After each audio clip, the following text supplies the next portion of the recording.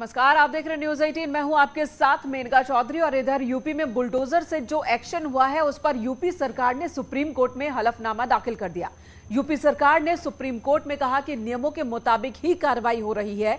UP में हिंसा के आरोपियों की संपत्तियों पर बुलडोजर चलाकर उन्हें ढहाया जा रहा है। इस पर सुप्रीम कोर्ट ने यूपी सरकार से जवाब मांगा था।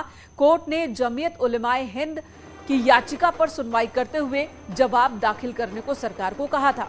जमीयत उलेमाए हिंद ने याचिका दाखिल कर बुलडोजर एक्शन पर विरोध जताया था और इस पर यूपी सरकार ने जमीयत उलेमाए हिंद के आरोपों को गलत और बेबुनियाद बताया। वहीं जावेद मोहम्मद के घर पर बुलडोजर चलाने के मामले में जावेद की पत्नी ने हाई कोर्ट में याचिका दाखिल की है।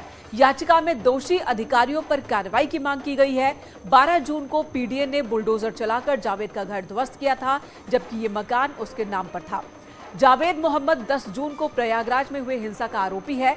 कुल मिलाकर यूपी में बाबा का बुलडोजर रुकेगा नहीं। वहीं समाजवादी पार्टी सांसद शफीकुर रहमान बर्क ने योगी सरकार से पूछा है कि क्या सारे नियम कानून सिर्फ मुसलमानों के लिए ही हैं? हिंसा में शामिल दूसरे आरोपियों पर कब चलेगा बुलडोजर? तो इसी सियासत पर करेंगे चर्चा। बुलडोजर से भी कोई कानून बनेगा? बुलडोजर तो सिर्फ डराने धमकाने के लिए मुसलमानों को और उनके साथ नाइंसाफी कराने के लिए ये काम हो रहा है। आज कुदरती तौर पर ये हालात जो पैदा हो गए हैं इस वक्त, तो क्या वो हमारे जो चीफ मिनिस्टर हैं योगी जी, क्या वो बुलडोजर का इस्तेमाल सब पर करेंगे? और इस वक्त हमारे साथ खास मेहमान भी जुड़ चुके हैं। सबसे आपको रूबरू करा दें, हमारे साथ सूर्य मैथिल जी हैं, नेता बीजेपी, सत्येंद्र सिंह यादव हैं, नेता समाजवादी पार्टी, और फाजिल अहमद है, मुस्लिम स्कॉलर हैं। सभी हमारे साथ जुड़ चुके हैं। आप तीनों का ही बहुत बहुत स्वागत है। फाजिल साहब, पहला सवाल तो आपसे ही है कि इस तरह की बयानबाजी बार बार क्यों होती है? बुलडोजर की कार्रवाई सिर्फ मुसलमानों के खिलाफ हुई है। इससे पहले भी एक्शन हुए हैं बुलडोजर को लेकर के। कई जगहों पर अतिक्रमण हटाए गए हैं, अवैध निर्माण टूटे हैं, मुसलमानों का ही घर टूटा है हर बार, ऐसा तो नहीं है। फिर इस वाक्य का इस्तेमाल कर, जावेद के मसले का इस्तेमाल कर मन में ये क्यों बैठाया जा रहा है? क्यों इस वक्त का इस्तेमाल किया जा रहा है मुस्लिम नेताओं की ओर से, धर्मगुरुओं की ओर से, मुस्लिम युवाओं और लोगों के मन में बैठाने के लिए कि उनके खिलाफ ही चल रहा है सारा काम? देखिए मोनिका जी, पुलिस चौकी जला दिया मथुरा, अलीगढ़ में, मथुरा में बस जला दिया, ट्रेनों में आग लगा दी, इतना भयावह स्थिति कर दिया, लेकिन उत्तर प्रदेश सरकार ने किसी के ऊपर बुलडोजर चलाया या कोई सख्त एक्शन लिया? तो हम तो क्या कह सकते, सभी लोग कह रहे हैं और कोई गलत कुछ नहीं है इसमें। किसी का आप घर ढा दे रहे हैं इलीगल तरीके से और वो कहे भी ना, ये तो कोई गलत नहीं बोल रहे। सही बात है कि पनिशमेंट जो है सिलेक्टिव पनिशमेंट हो रहा है। सिर्फ मुसलमानों के ऊपर पत्थर फेंक दो तो उनका बहुत बड़ा गुनाह है। कोई गोली चला दे, जान से मार दे, ट्रेनें फूंक दे, स्टेशन फूंक दे, उसके ऊपर कोई गुनाह नहीं है। ठीक है, आपके इस सवाल का जवाब मैं सूर्य मैथिल से लूंगी। पिछली बार भी आपने इसी तरह की भाषा का इस्तेमाल किया था। सूर्य मैथिल जी, कार्रवाई सिर्फ टारगेट करके की जा रही है। आपकी जो बुलडोजर कार्रवाई है, एक्शन है, बुलडोजर की जो रफ्तार है और उसकी जो दिशा है एक तरफ ही है, टारगेटेड है। धन्यवाद मेनका जी। और पहले आपको और आपके सभी दर्शकों को भारत माता की जय, वंदे मातरम। देखिए मेनका जी, किस प्रकार से बार बार एक बात कही जा रही है कि मुसलमानों के ऊपर ही कार्रवाई हो रही है, एक तरफा कार्रवाई हो रही है। मैं बार बार आपके मंच पे और हर मंच पे एक ही बात पूछता हूं, जब अब्दुल पत्थर मारेगा, जब सलीम पत्थर मारेगा, जब इदरीस पत्थर मारेगा, अगर फाजिल अहमद पत्थर मारेगा, तो सूर्य प्रकाश पे कार्रवाई क्यों होगी और मेनका पे कार्रवाई क्यों? ये बहुत बड़ा प्रश्न है।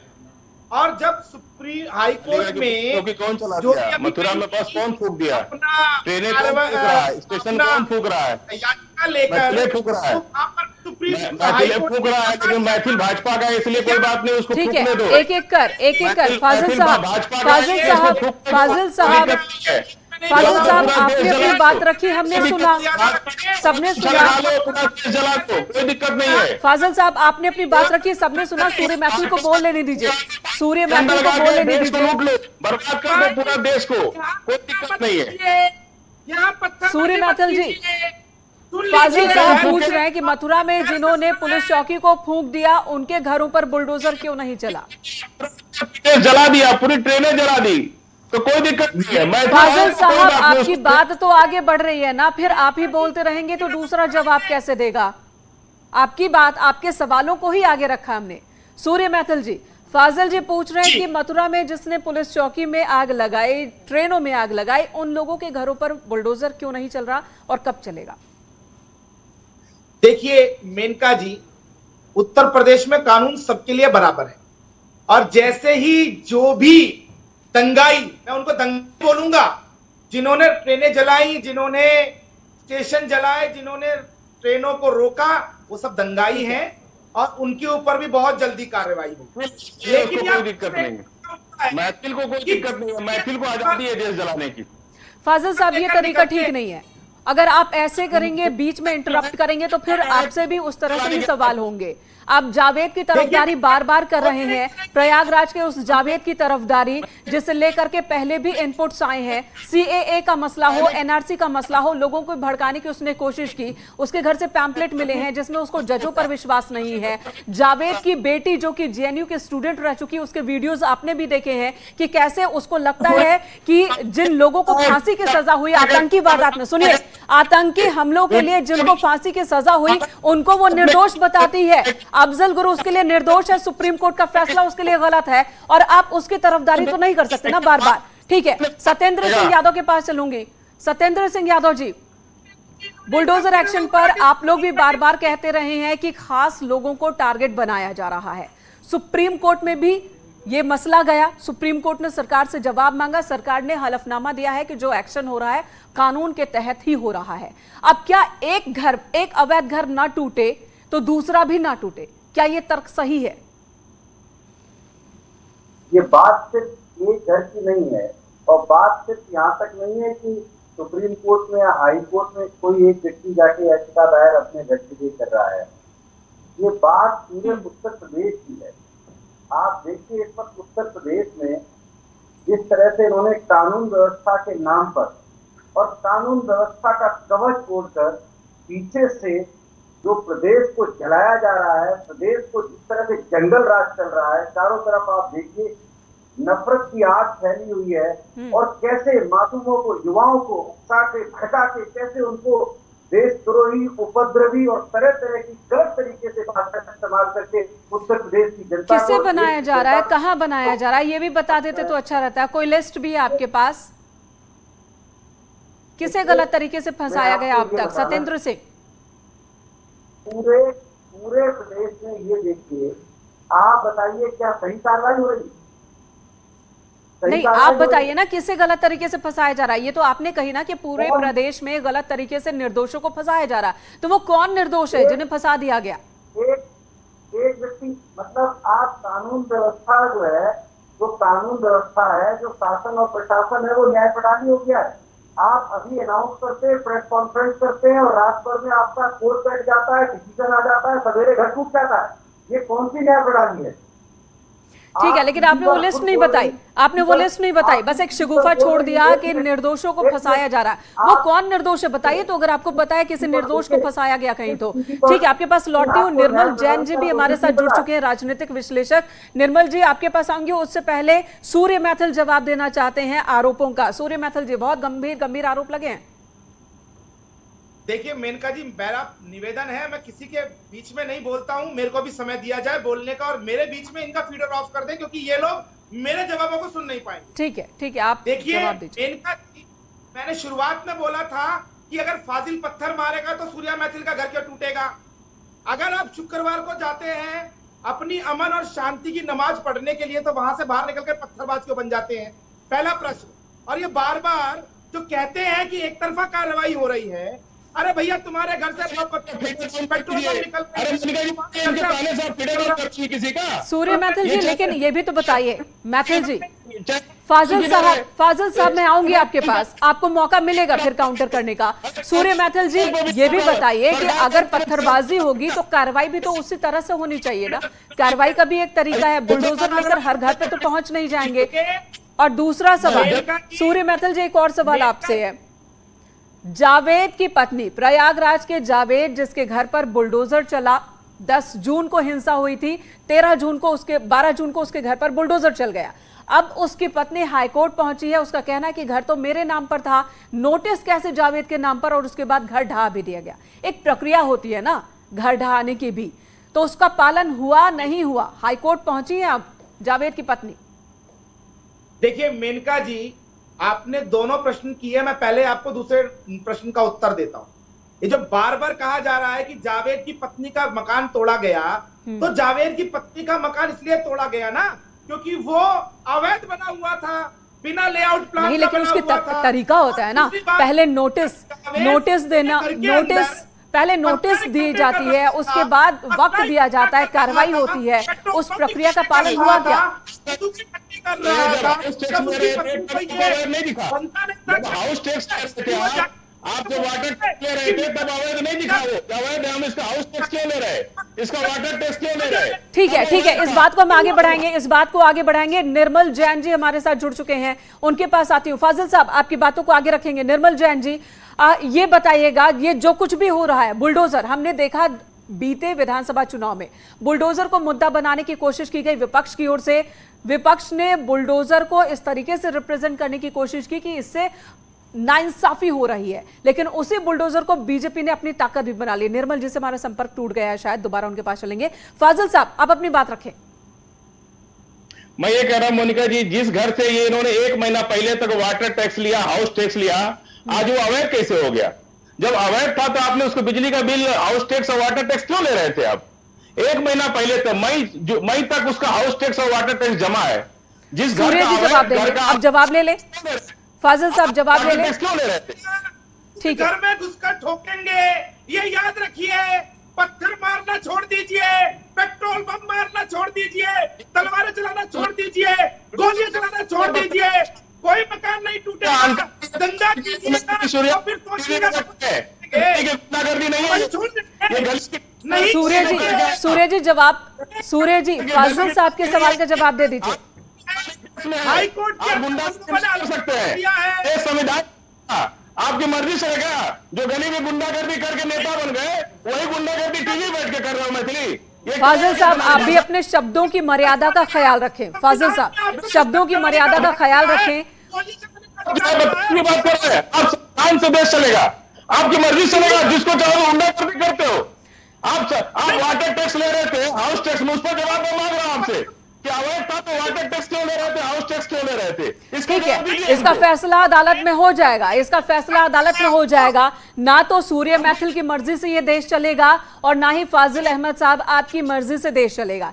देश संविधान और कानून से ही चलेगा। तो बेहतर होगा कि अपनी अपनी मर्यादा में ही एक दूसरे के सवालों का जवाब दीजिए और मेरे सवालों का भी जवाब दीजिए। सत्येंद्र सिंह यादव जी, ठीक है, मैं सत्येंद्र जी आकर के टीवी पर बैठ गए हैं, ये गुंडाई कर रहा है बैठ के टीवी पर। फाजिल साहब, कोई यहाँ गुंडाई नहीं कर रहा और किसी को इजाजत नहीं है गुंडाई करने की।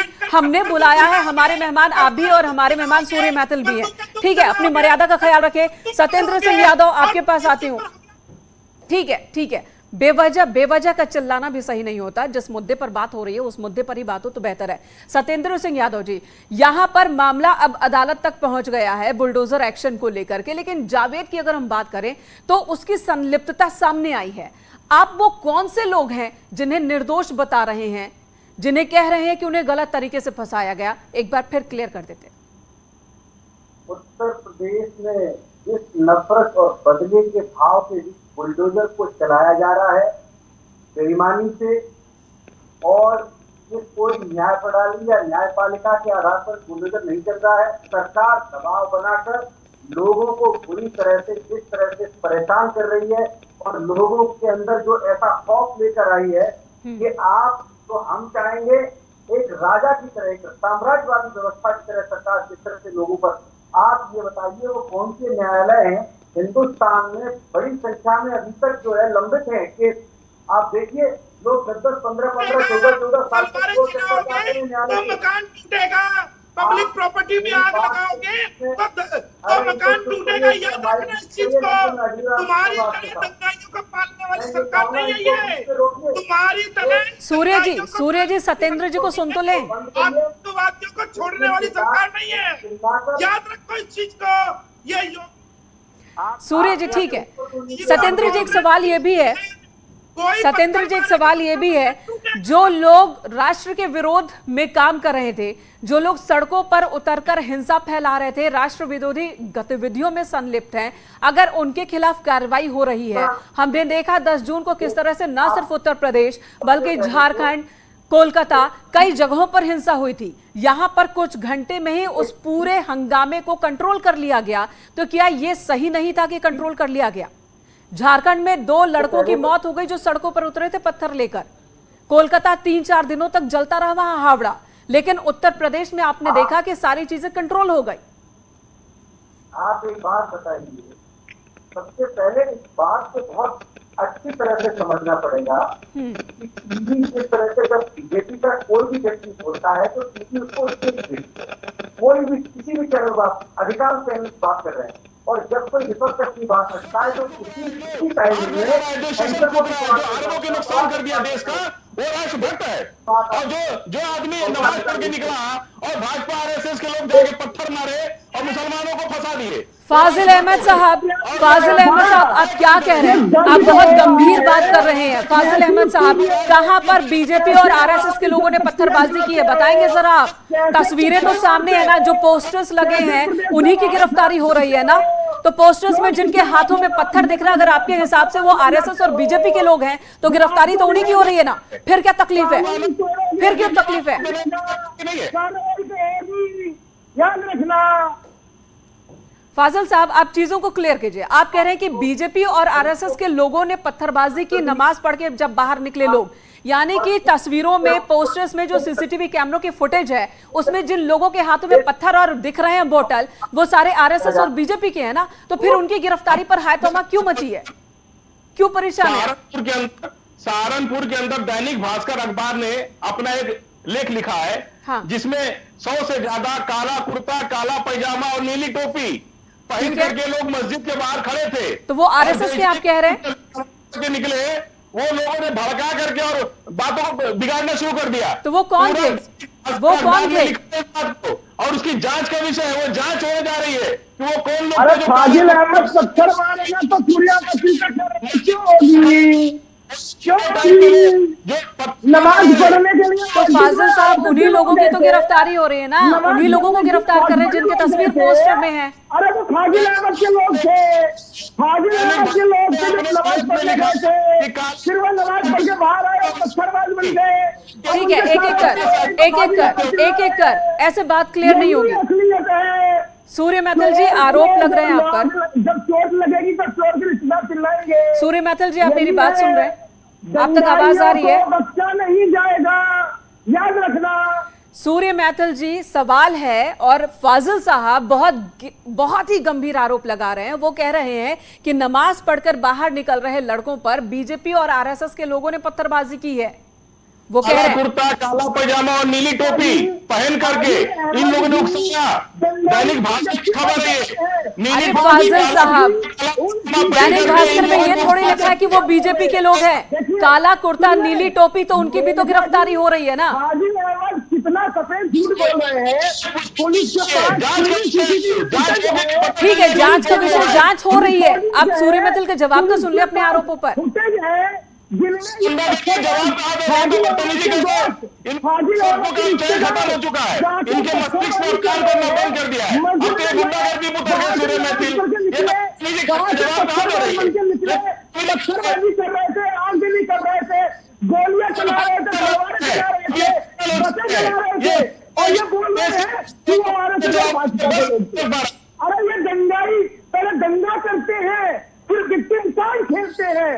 ठीक है, ठीक है, ठीक है, ठीक है। योगी आदित्यनाथ जी की सरकार है, जीरो टॉलरेंस की नीति है, एक भी नहीं खोला जाएगा, ठीक है। आप दोनों की आवाज ना बहुत क्लियर नहीं हो पा रही है, आप दोनों की आवाज जरा कम कर दें, सूर्य मैथिल की और फाजिल अहमद की। सत्येंद्र सिंह, एक आरोप ये भी लग रहा है समाजवादी पार्टी पर कि समाजवादी पार्टी उस वक्त तो चुप रहती है जब हिंसा होती है। 3 तारीख को, 3 जून को कानपुर में हिंसा हुई, 10 जून को उत्तर प्रदेश के कई जिलों में हिंसा हुई, पत्थरबाजी हुई, उस पर कोई रिएक्शन नहीं आया। लेकिन जैसे ही एक्शन होने लगा दंगाइयों के खिलाफ, तब समाजवादी पार्टी की ओर से एक्शंस आने लगे, रिएक्शंस आने लगे कि यह गलत कार्रवाई हो रही है। तो कहीं ना कहीं कोई सिंपैथी है आप लोगों की उन लोगों के साथ जो कि देश पर हमला कर देते हैं, राष्ट्र विरोधी गतिविधियों में शामिल होते हैं। आप इस तरह से जो प्रेजेंट कर रहे हैं देश पर हमला, आप बताइए जो इस पूरे देश में अपनी बात को रखना, ये देश पर हमला। और सरकार कोई भी जिस तरह से दमनकारी नीति आके आपके ऊपर थोप दे, आपको पता है पूरे नहीं, हिंदुस्तान ये तरीका थोड़ी होता अपने बात रखने का कि आप पुलिस टीम पर पत्थरबाजी करें। ये तरीका नहीं होता है कि गाड़ियों में तोड़फोड़ करें, आम लोगों के ऊपर पत्थरबाजी करें, लूट करें। सरकार ऐसा काम क्यों कर रही है जो ये नौबत आ रही है? मतलब सरकार ऐसा काम क्यों कर रही है? सरकार यहाँ तक क्यों? मतलब आप अब भी उनका पक्ष ले रहे हैं, आप अब भी उनकी तरफदारी कर रहे हैं। आप ये कम से कम निंदा तो करनी चाहिए ऐसे लोगों की जो पत्थरबाजी कर रहे हैं, जो पुलिस टीम पर हमला कर रहे हैं। पुलिस तो अपनी जिम्मेदारी निभा रही है, अपना काम कर रही है। और पुलिस को मस्जिदों से अनाउंस किया जाता है कि ये काफिर है, मस्जिदों से अनाउंसमेंट होती है कि ये काफिर है और उन पर पत्थरबाजी करो और पत्थरबाजी होती है, तो आप इसकी निंदा नहीं करेंगे। अब अगर आप सुनेंगी तो मैं बोलूं, अगर आप मेरी एक शब्द शुरू होने से पहले बीच में दोबारा नहीं, आप कह रहे हैं कि ये नौबत क्यों आई, ये नौबत क्यों आई? यही बात तो कश्मीर में सुनने को मिलती है। मीडिया की ये प्रॉब्लम है कि आप किसी दूसरे की बात जैसे ही सही बात आती है तो आप सवाल के अंदर सवाल और उसके अंदर एक और सवाल, ये सवाल ये तो पब्लिक डिसाइड कर लेगी ना कि कौन सही कह रहा, कौन गलत कह रहा। अरे आप न्यायालय हैं, आप पब्लिक डिसाइड कर लेगी ना कौन सही कह रहा, कौन गलत कह रहा। पत्थरबाजी करने वालों को, हिंसा करने वालों को अगर आप बचाएगा कोई, वो भी पब्लिक समझ लेगी कि कौन कैसे बचा रहा, किसकी सिंपैथी किसके साथ है। अभी आप बोले जा रही हैं, अभी आप सुन भी रही हैं, आप सुनेंगी ही नहीं, आप सुनेंगे नहीं, आपको क्योंकि सुनना नहीं है, आपकी एक मानसिकता बनी हुई है। अभी बीजेपी बोले दूसरों को सर्टिफिकेट देना बंद कीजिए और अपनी बातों पर ध्यान दीजिए तो ज्यादा बेहतर होगा।